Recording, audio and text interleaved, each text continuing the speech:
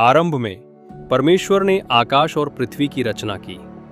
प्रकाश ने अंधकार को भेद दिया। जल अलग हुआ, भूमि प्रकट हुई और पृथ्वी पर जीवन अंकुरित होने लगा। और मिट्टी से परमेश्वर ने मनुष्य को रचा, आदम, और उसमें अपनी सांस फूंकी और वो जीवित आत्मा बन गया। फिर परमेश्वर ने उसे एक अद्भुत बाग में रखा, एडन, जो परमेश्वर का स्वर्ग था।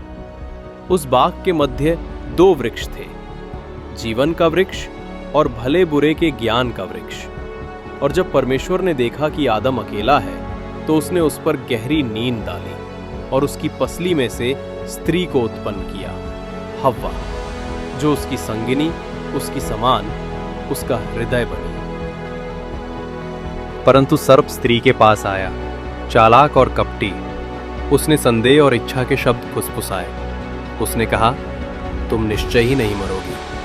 हव्वा ने उस फल को देखा, सुंदर, चमकदार और निषिद्ध।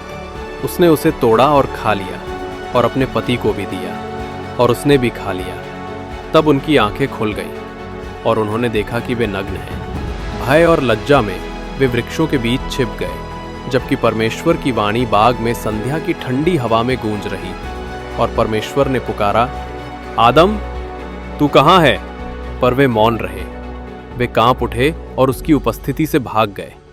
तब उन्हें एडन के बाग से निकाल दिया गया, और जब वे दूर चले गए, स्वर्ग के द्वार उनके पीछे बंद हो गए, ज्योतिर्मय ज्वाला और एक शक्तिशाली स्वर्गदूत द्वारा रक्षित।